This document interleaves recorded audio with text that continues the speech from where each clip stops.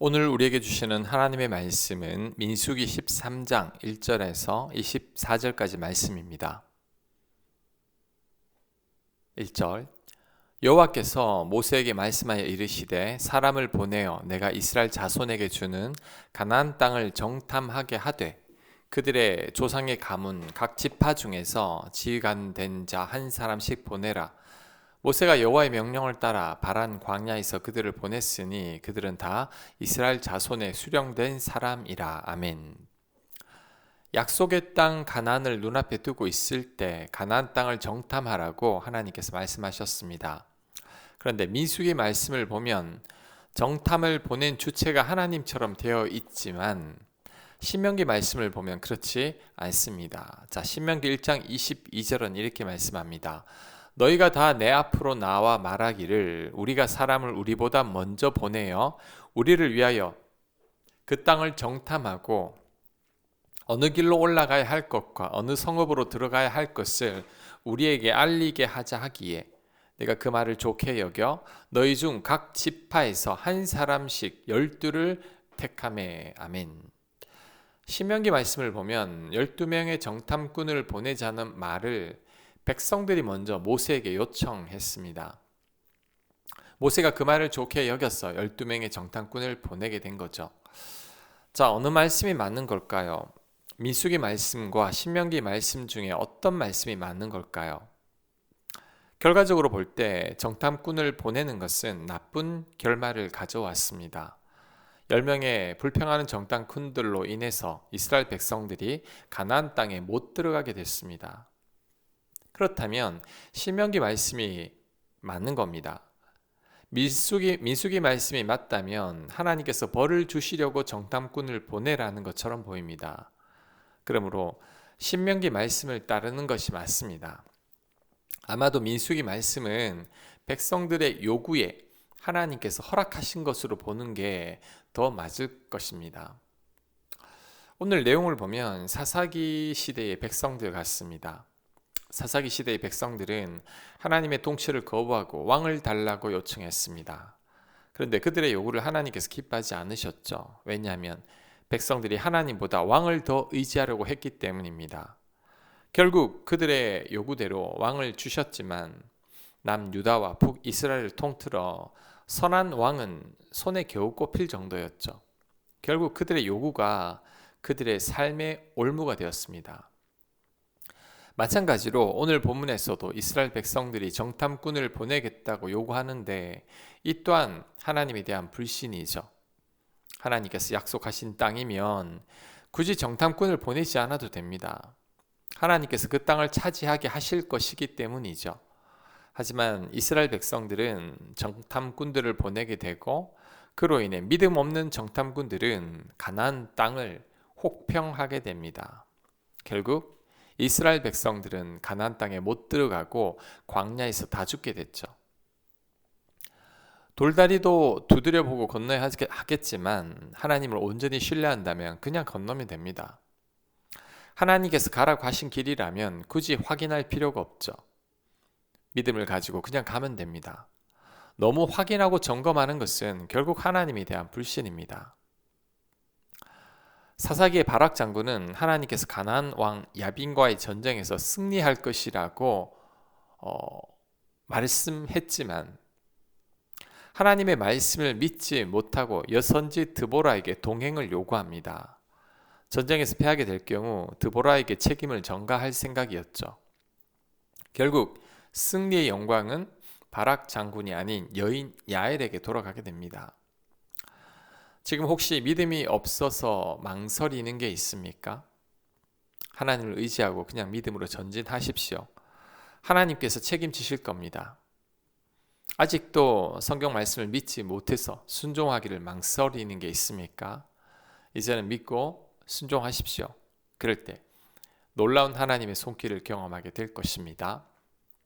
4절 그들의 이름은 이러하니라. 르우벤 지파에서는 삭굴의 아들 삼무아요. 그리고 쭉 나가서 16절 이는 모세가 땅을 정탐하러 보낸 자들의 이름이라. 모세가 눈의 아들 호세아를 여호수아라 불렀더라. 아멘. 자, 4절부터 16절까지는 이제 12명의 정탐꾼의 명단입니다. 이 중에는 믿음의 사람 여호수아와 갈렙도 있었지만 불신의 사람 10명의 정탐꾼도 있었죠. 결국 이들로 인해 가나안 땅에 못 들어가고 광야에서 40년간 방황하게 됩니다. 이스라엘 백성들이 세운 자들은 모두 지휘관들이었죠. 그나마 괜찮은 사람들이라고 세운 자들입니다. 하지만 그들의 선택도 잘못된 선택이었죠. 내 선택과 기준은 엉터리입니다. 절대 나의 선택을 신뢰하지 말아야 합니다. 특히 사람을 볼 때 내 눈을 믿지 말아야 합니다. 우리는 사람을 제대로 볼 줄 모릅니다. 선지자 사무엘도 동일한 실수를 범했죠. 다윗에게 기름 부으러 갔다가 다윗 형들의 외모를 보고 하나님께서 택한 자들로 오해했습니다. 그때 하나님께서 사무엘에게 이런 말씀을 하셨죠. 내가 보는 것은 사람과 같이 아니하니 사람은 외모를 보거니와 나 여호와는 중심을 보느니라. 아멘. 자, 우리는 중심을 볼 수 없습니다. 오직 하나님만이 사람의 중심을 보십니다. 그래서 선택에 앞서서 충분히 기도해야 합니다. 하나님의 뜻을 구해야 합니다. 내 눈과 생각을 내려놓고 하나님의 도움을 구해야 합니다. 그렇지 않으면 잘못된 선택으로 평생 후회할 수도 있습니다. 특히 자아가 건강하지 못할수록 잘못된 색안경을 끼고 세상을 보기 때문에 잘못된 선택할 가능성이 더 큽니다. 상처받은 자아를 가지고 있는 자들은 선택도 잘못된 선택을 할 가능성이 큽니다. 그러니 우리들은 사람을 잘 세우고 사람을 잘 선택해야 합니다. 이를 위해 나의 선택과 기준을 포기하고 세상이 인정하는 기준도 내려놓아야 합니다. 철저히 하나님께 묻고 하나님 뜻대로 따라야 합니다. 이것이 가장 복된 선택을 하는 비결입니다. 17절 모세가 가나안 땅을 정탐하러 그들을 보내며 이르되 너희는 네겝길로 행하여 산지로 올라가서 그 땅이 어떠한지 정탐하라. 곧 그 땅 거민이 강한지 약한지 많은지 적은지와 그들이 사는 땅이 좋은지 나쁜지와 사는 성읍이 진영인지 산성인지와 토지가 비옥한지 메마른지 나무가 있는지 없는지를 담대하라. 또 그 땅의 실과를 가져오라 하니 그때는 포도가 처음 익을 즈음이었더라. 이에 그들이 올라가서 땅을 정탐하되 신 광야에서부터 하맛 어기 르홉에 이르렀고 또 네겝으로 올라가서 헤브론에 이르렀으니 헤브론은 애굽 소안보다 7년 전에 세운 곳이라.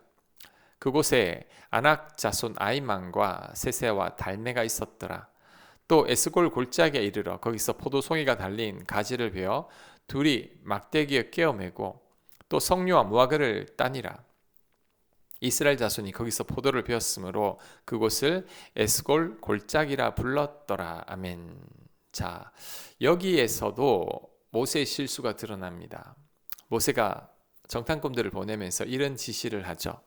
그 땅 거민이 강한지 약한지 많은지 적은지 그 땅이 좋은지 나쁜지 비옥한지 메마른지를 탐지하라고 합니다. 그런데 굳이 이럴 필요가 있을까요? 젖과 꿀이 흐르는 땅으로 하나님이 인도하신다고 하셨는데 그냥 믿고 가면 안 되는 걸까요? 하나님이 예비하신 땅인데 나쁜 땅을 주셨겠습니까? 그냥 믿고 가면 되는 거죠.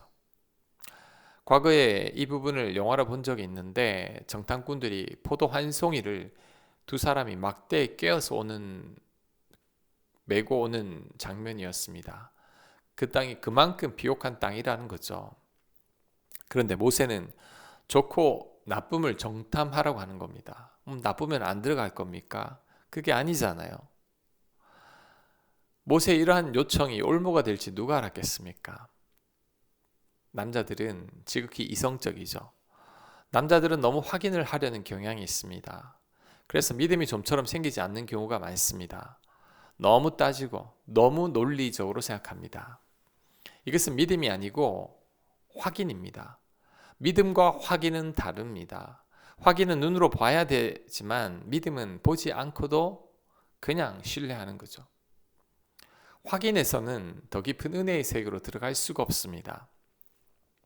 믿음은 이것저것 따지지 않는 겁니다. 성경의 기적은 대부분 이성적으로 설명할 수 없는 것들이죠. 우리는 피조물이고 하나님은 창조주입니다. 하나님의 모든 일들을 너무 따지려고 하기보다 그냥 신뢰함으로 따라가는 것이 믿음입니다. 믿음이 없이는 하나님을 절대 기쁘시게 할 수 없습니다. 말씀에 대한 순종도 마찬가지입니다. 이것저것 따지면 절대 순종할 수 없습니다. 성경 말씀을 믿고 그냥 순종할 때 그때 하나님께서 역사하시는 거죠. 너무 확인하고 점검하는 것은 결국 불신입니다. 너무 정확하게 하고 완벽하게 하려는 것도 불신이죠. 내 힘과 능력으로 다 하려는 겁니다. 우린 이래서는 안 됩니다. 때로는 믿음으로 전진해야 할 때가 있습니다. 요단강에 믿음으로 발을 내디딜 때 요단강이 끊겼죠. 가나의 혼인잔치에서 물을 떠다 줄 때 물이 포도주로 변했습니다. 실로암 맹인이 실로암에 가서 눈을 씻을 때 눈이 떠졌죠.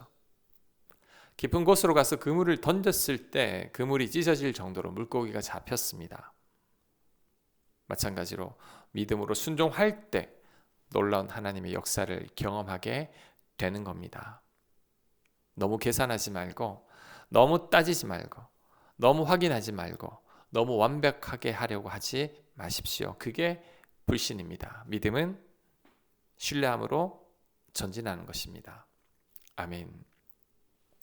하나님, 너무 확인하지 않게 하소서.